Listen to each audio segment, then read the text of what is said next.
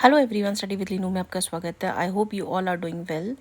हमने स्टार्ट कर दिया था structure of atom class 11th का, जिसमें हम कुछ पोर्शन जो है हमने कवर कर लिया था। इलेक्ट्रॉन के बारे में जान लिया था, इलेक्ट्रॉन की डिस्कवरी, उसके बाद चार्ज बाय मास रेशियो भी हमने कवर कर लिया था, and then proton and neutron का डिस्कवरी।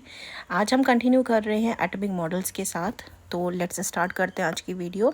जिन्होंने प्रीवियस वीडियोस नहीं देखी हैं वो विज़िट कर सकते हैं हमारे चैनल में और देख सकते हैं सारी वीडियोस को।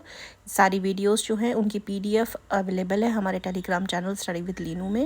एंड स्टार्ट करते हैं।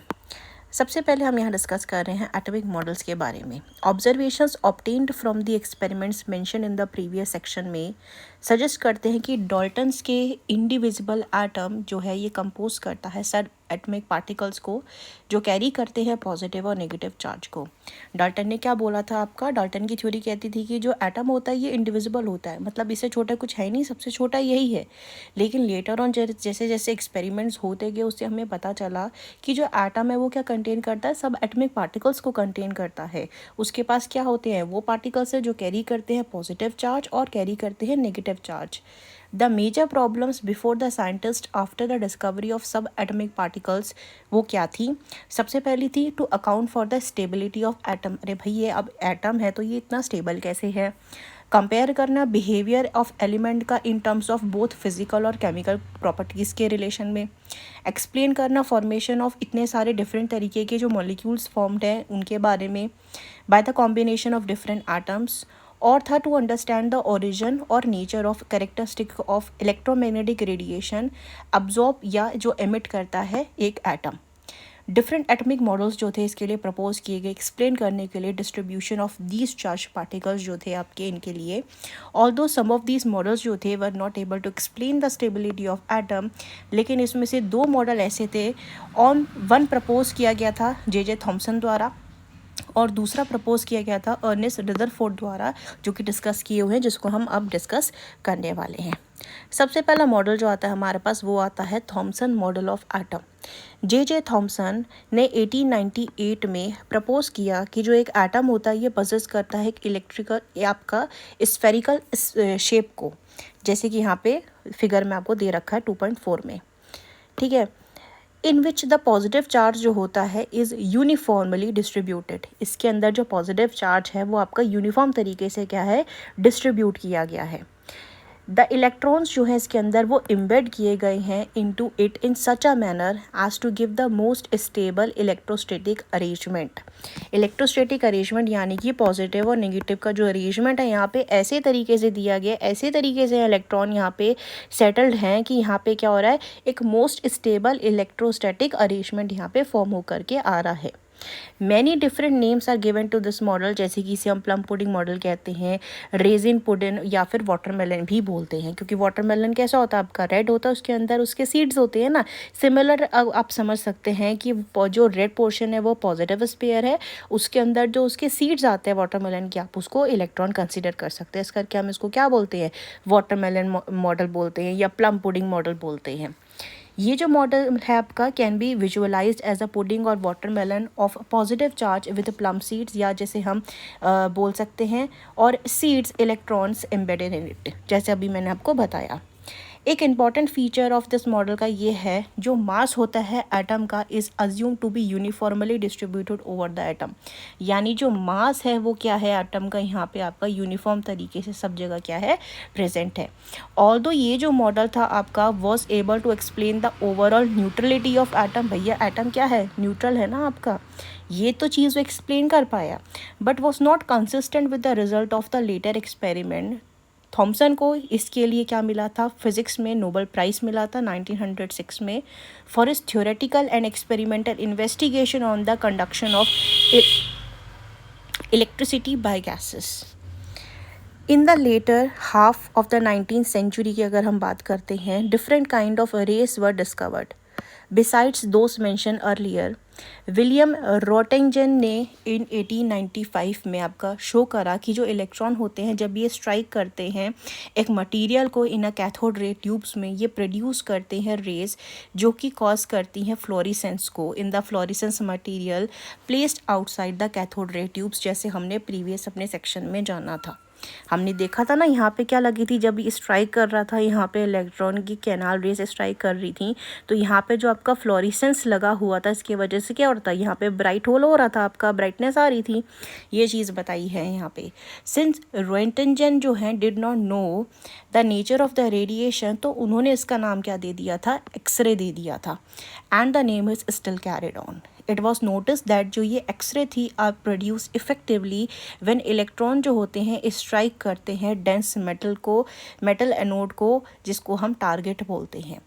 ये जो थे आपके, these are not deflected by the electric या फिर magnetic field and have very high penetrating power through the matter, and that is the reason that these rays are use to study the interior of objects.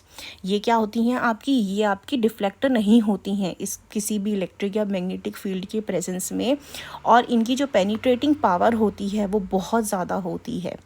इस करके ये use की जाती हैं study करने के लिए in interior of the objects को।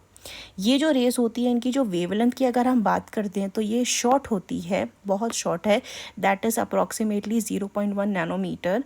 ये एनएम होता है, नैनोमीटर को रिप्रेजेंट करता है, एंड पजेस करती हैं इलेक्ट्रोमैग्नेटिक कैरेक्टर को भी।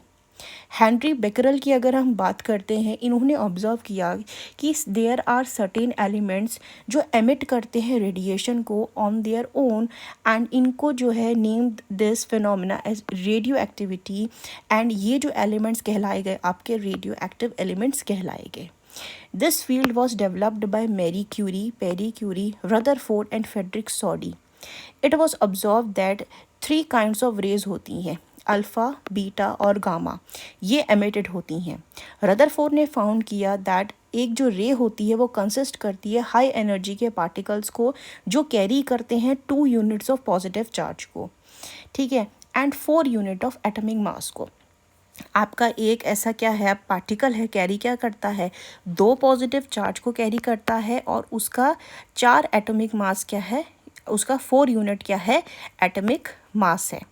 He concluded that alpha particles are helium nuclei, as when a particle combine करता है 2 इलेक्ट्रॉन yielded हीलियम गैस के साथ। ये कौन सा आपका एलिमेंट है आपका, ये है आपका हीलियम का अल्फा पार्टिकल।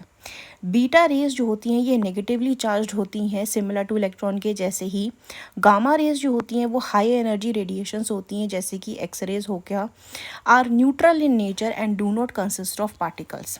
गामा रेज क्या होती हैं, हाई एनर्जी रेडिएशंस होती हैं जैसे कि एक्स रेज होती हैं, लेकिन इनका नेचर क्या होता है, न्यूट्रल होता है आपका। अल्फ़ा रेस में क्या आ रहा था आपका, अल्फ़ा पार्टिकल क्या थे, यहाँ पे आपका अल्फ़ा पार्टिकल में पॉजिटिव यूनिट्स थी 2, ठीक है ना। इसके बाद बीटा रेस की बात करी तो ये कैसे निकली आपकी, नेगेटिवली चार्ज निकली यहाँ पे, सिमिलर टू इलेक्ट्रॉन के जैसे, क्योंकि इलेक्ट्रॉन भी नेगेटिवली चार्ज होता है। वहीं अगर हम गामा रेस की बात करें तो ये क्या निकल कर आया, इनका नेचर क्या निकल कर आया, न्यूट्रल निकल करके आया, यानी कि ये कोई भी पार्टिकल को कंसिस्ट नहीं करती हैं। As regarded penetrating power, a particle जो होता है are the least, followed by beta rays 100 times होती हैं that of alpha particle, and gamma rays 1000 times of that the particles. अगर यहाँ पे पेनिट्रेटिंग पावर की अगर हम बात करते हैं तो सबसे कम पेनिट्रेशन किसका होता है, अल्फा पार्टिकल, उसके बाद बीटा का आता है, उसके बाद गामा का आता है, यानी कि अल्फा से ज़्यादा है बीटा, बीटा से ज़्यादा क्या है आपका गामा। सबसे ज़्यादा पेनिट्रेटिंग पावर किसकी आती है, वो आती है आपकी गामा पार्टिकल्स की आती है, गामा रेस की आती है। I hope this is clear to you. Next आता है यहाँ पे हमारे पास Rutherford's nuclear model of atom. अभी हमने जान लिया है थॉमसन मॉडल के बारे में, रेस के बारे में हमने जान लिया यहाँ पे। अब हम जान रहे हैं किसके, रदरफोर्ड के न्यूक्लियर मॉडल के बारे में जानेंगे कि इन्होंने एटम का रिप्रेजेंट कैसे दिया है यहाँ पे। रदरफोर्ड उनके जो साइंटिस्ट थे, उनके स्टूडेंट्स थे, हांस जीजर और अर्नेस्ट मार्सडेन ने बॉम्बार्ड किया वेरी थिन गोल्ड फॉइल को विद द अल्फा पार्टिकल्स, ठीक है। रदरफोर्ड का ये जो फेमस पार्टिकल स्कैटरिंग एक्सपेरिमेंट है, आप इसको यहाँ पे देखेंगे फिगर 2.5 में यहाँ देख सकते हैं, ये इसका सेटअप है स्कैटरिंग एक्सपेरिमेंट का, और ये प्रोसीजर यहाँ पे फॉलो किया गया है जो सिस्टमैटिक तरीके से दिखाया गया है। ध्यान रखेंगे यहाँ पे जो आपका एलिमेंट यूज़ किया गया है, थिन गोल्ड फॉइल को यहाँ पे यूज़ किया गया है because of its property highly malleable होता है नेचर में, जैसे हम क्लास 10th में पढ़कर आए हैं already. A stream of high energy alpha particles जो थे आपके, यहाँ पे अल्फ़ा आएगा, अल्फ़ा पार्टिकल जो थे from a radio active source was directed at a thin foil जिसकी थिकनेस है approx 100 nanometre of gold metal. यहाँ से आप देख सकते हैं ये सोर्स जो है अल्फ़ा पार्टिकल पास आउट किया गया किस में से, यहाँ पे आपका लगा हुआ है गोल्ड फॉयल इससे। The thin gold foil has a circular fluorescent zinc sulphide screen around it. यहाँ पे क्या है, इसकी आपकी स्क्रीन है इधर, यहाँ पे इसके बैक साइड पे, दैट इज़ किसकी है, आपकी फ्लोरिसेंट स्क्रीन जिंक सल्फाइड की। Whenever a particle struck the screen, a tiny flash of light was produced at that point। जब यहाँ पे कोई भी पार्टिकल पास आउट होकर के इधर स्ट्राइक करता था तो इधर क्या होता था, एक चमक जैसी आती थी। The result of scattering experiment होते ये क्वाइट अनएक्सपेक्टेड रहे according to Thomson model of atom के हिसाब से। अगर यहाँ बात करते हैं हम, जो मास होता है ईच गोल्ड एटम का in the foil should have been spread evenly over the entire atom and alpha particles had enough energy to pass directly through such uniform distribution of mass. तो यहाँ पे expected था कि जो particles होंगे वो slow down होंगे और चेंज हो जाएगा direction only by small angle as they pass through the foil. तो यहाँ ऑब्जर्व किया गया वो क्या था कि most of the alpha particles जो थे वो पास कर गए through the gold foil undeflected. ये जो गोल्ड फॉयल थी इससे मोस्ट ऑफ द पार्टिकल्स क्या गए, आपके निकलते गए, पास होते गए। एक स्मॉल फ्रैक्शन ऑफ पार्टिकल जो था वो डिफ्लेक्ट किए गए छोटे से एंगल से। यहाँ पे एक हल्के से एंगल से कुछ पार्टिकल ऐसे थे जो डिफ्लेक्ट हो गए आपके इधर उधर। और a very few alpha particle यानी कि एक 20,000 में से बाउंस बैक करके आता है that were deflected by nearly 180 degree. 180 degree का मतलब क्या हुआ है, वो सीधा गया, सीधा जा कर के क्या हो गया आपका, वापस आ गया। ठीक है, सीधा जाके आपका वापस आ गया। ऐसा कैसे हुआ आपका, ये 20,000 में से एक स्ट्राइक में हुआ आपकी।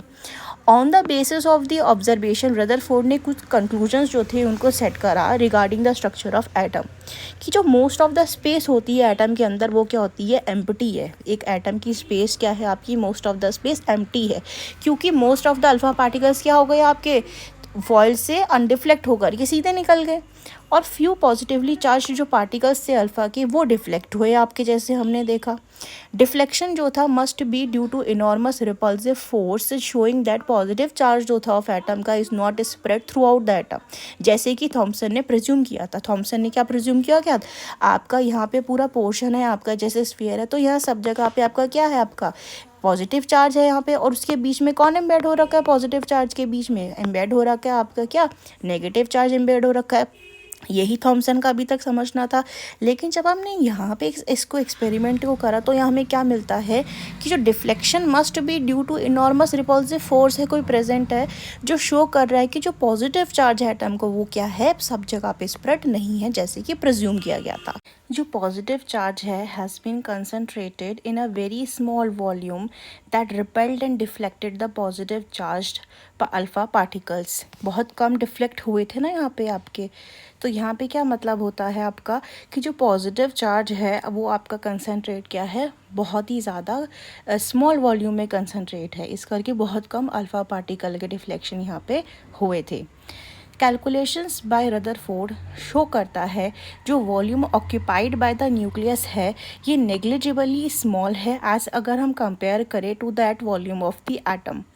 जो रेडियस है आपका एटम का वो है आपका 10 to the power -10 metre. It will be written like this, 10 to the power -10 metre, while that of the nucleus is 10 की पावर -15 मीटर। यानी न्यूक्लियस जो है आपका वो क्या है, और ज़्यादा छोटा है, दैट इज़ 10 की power -15 metre. One can appreciate this difference in size by realizing that if a cricket ball represent a nucleus, आप इसे ऐसे भी समझ सकते हैं कि अगर एक क्रिकेट बॉल है आपका जो कि रिप्रेजेंट करता है न्यूक्लियस को, देन जो रेडियस होगा एटम का वुड बी अबाउट 5 किलोमीटर। ऐसे भी आप समझ सकते हैं इसे। नेक्स्ट आता है on the basis of the above observations and conclusion Rutherford ने प्रपोज किया कि जो न्यूक्लियर मॉडल है एटम का वो कैसा है उसके according. According to this model positive charge जो है at most of the mass जो है एटम का वो डेंसली कंसनट्रेटेड कहाँ है, एक एक्सट्रीमली स्मॉल रीजन के अंदर। This is very small portion of the atom जिसे न्यूक्लियस कहा गया था रदरफोर्ड द्वारा। ये जो न्यूक्लियस है ये सराउंड करता है electron say that move around the nucleus with very high speed in a circular path, जिसे उसने बोला ऑर्बिट्स। दस रदरफोर्ड जो कहता है, रदरफोर्ड का जो मॉडल है एटम का, ये रिजम्बल करता है सोलर सिस्टम से, जिसमें जो न्यूक्लियस है वो प्ले कर रहा है सन का रोल, और जो इलेक्ट्रॉन्स है उसके चारों तरफ जो है वो रिवॉल्विंग प्लैनेट्स की तरह है। इलेक्ट्रॉन और जो न्यूक्लियस है ये हेल्ड टुगेदर एक दूसरे से by the electrostatic force of attraction के द्वारा। ये था आज का हमारा डिस्कशन जो हमने करा, मॉडल्स के बारे में जाना, एटॉमिक मॉडल के बारे में जाना। पहले हमने जाना आज थॉमसन के मॉडल के बारे में, उसके बाद हमने जाना रदरफोर्ड के मॉडल के बारे में। And I hope you like this video informative. If you do, then like, share and subscribe, and you can get the PDF of this video by joining our Telegram channel Study with Linu. Thank you for watching.